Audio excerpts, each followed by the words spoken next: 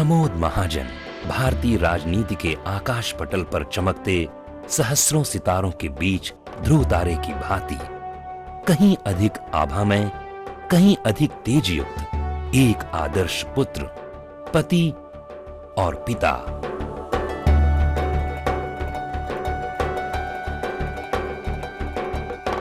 ओजस्वी वक्ता, यशस्वी राजनीतिज्ञ, उत्तम शिक्षाविद, उत्कृष्ट पत्रकार, संवेदनशील कला प्रेमी और ऊर्जावान खिलाड़ी। कुल मिलाकर एक अत्यंत प्रभावशाली, आकर्षक और बहुआयामी व्यक्तित्व, जिसके पीछे छिपी थी बरसों की कड़ी तपस्या, त्याग और कष्ट साध्य परिश्रम। 30 अक्टूबर 1949 को आंध्र प्रदेश के महबूबनगर में जन्मे प्रमोद जी के पिता श्री वेंकटेश देवीदास महाजन प्रख्यात शिक्षाविद थे और माता श्रीमती प्रभावती जी एक सामान्य गृहिणी। मेरा बचपन मराठवाड़े के केज गांव में गुजरा। मैं मैट्रिक होने तक वहां बिजली आई नहीं थी। महाराष्ट्र के उस्मानाबाद जिले के मूल निवासी श्री वेंकटेश महाजन स्थानांतरण पर बीड़ जिले के अंबेजोगाई कस्बे में आए तो यहीं के होकर रह गए।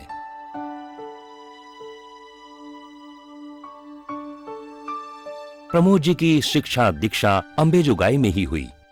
योगेश्वरी महाविद्यालय से उन्होंने भौतिकी में स्नातक और राजनीति शास्त्र में स्नातकोत्तर की डिग्री हासिल की।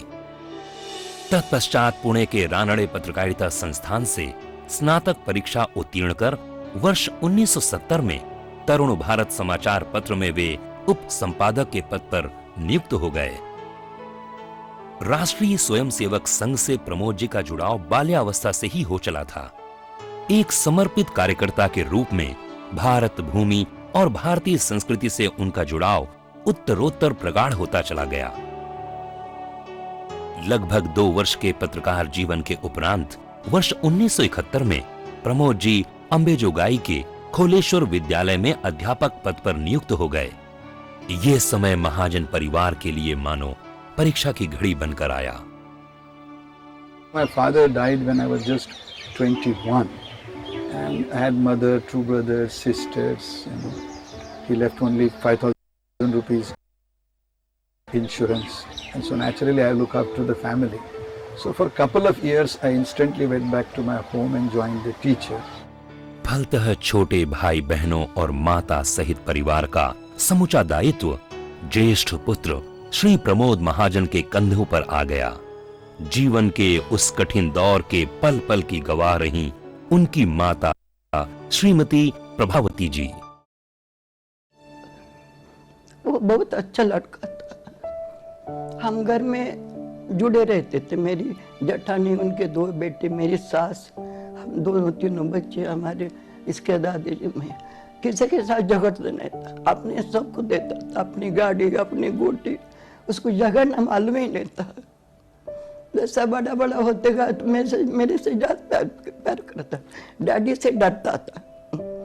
घर में आए तो मेरे को खिड़की से पूछता था, काका आए क्या? नहीं आए बोलता, अंदर आता था। किसी से कुछ नहीं करता। कला और संस्कृति के प्रति प्रमोद जी का झुकाव सदैव ही रहा। कॉलेज के सांस्कृतिक कार्यक्रमों और नाटकों में उनकी ऊर्जा और उत्साहपूर्ण उपस्थिति अपरिहार्य और अनिवार्य होती थी। प्रमोद जी के भीतर छुपे कलाकार को सजाने, संवारने और निखारने का श्रेय पूर्णतः अंबेजोगाई निवासी श्री रंगनाथ तिवारी जी को जाता है। कौन कहता है आकाश में सुराग हो नहीं सकता, एक पत्थर तो तबीयत से उछालो यारों। ये कह के सारे नौजवानों को तुम प्रेरणा देते रहे। जनता में जो अशिक्षा है, जो दरिद्रता है, जो गरीबी है, इन सब बातों को हटा करके एक उज्जवल भविष्य का निर्माण हो, और वही तुम्हारी रामराज्य की कल्पना थी। लोगों को लगता था कि रामराज ये हिंदुओं का होगा। रामराज हिंदुओं का नहीं होगा।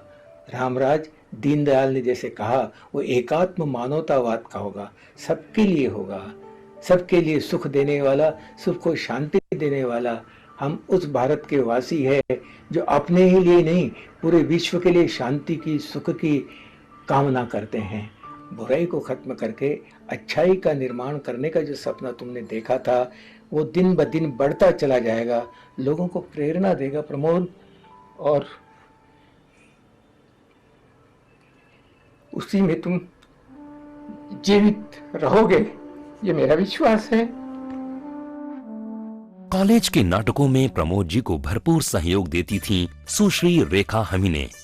महाराष्ट्रीयन रीति रिवाज और परंपरा के अनुसार पिता के निधन के 1 वर्ष के भीतर ही प्रमोद जी को विवाह कर लेना पड़ा और नाटकों में उनकी सहयोगी रही सुश्री रेखा हमीने श्रीमती रेखा महाजन के नाम से जीवन पथ पर भी उनकी संगनी बन गई। वो दिन था 11 मार्च 1972। I got married on 11th of March 1972. College में हम एक नाटक बिठा रहे थे और उसमें किसी स्त्री पात्र की जरूरत थी। हम इनके घर जाके मैंने अप्रोच किया, काम को बुलाया, तब से एक प्रकार की वो पहचान हुई। And it goes back somewhere in December 69. Actually, I was not the hero. She was the heroine of that play.